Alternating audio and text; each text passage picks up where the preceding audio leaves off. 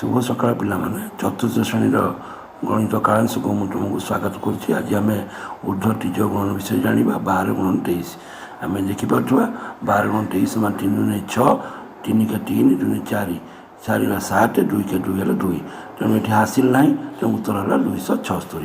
सेपरी 3 अंक विशिष्ट संख्यार गुणन यही आधार आम करपरिक गोटे उदाहरण ना 123 गुणन 321 123 गुणन 321 लिखिले आम बर्तमान सोपान अनुसार करवा।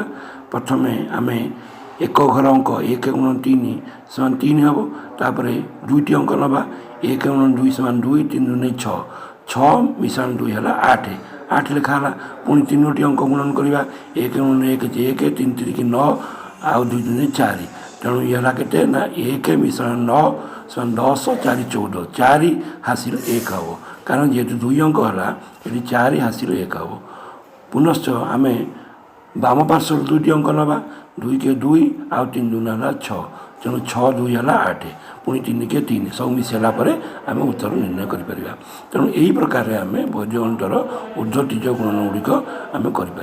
घर पाठ तुमको दि जाऊँगी तुम्हें निज निजर नोट खातार करमि सोपान भित्तिक भाव में कराला तुमने से भाया कर 123 गुणन 431 समान केते अन्य पाठ गुड़िक लेखा आकार दि जाइए। धन्यवाद।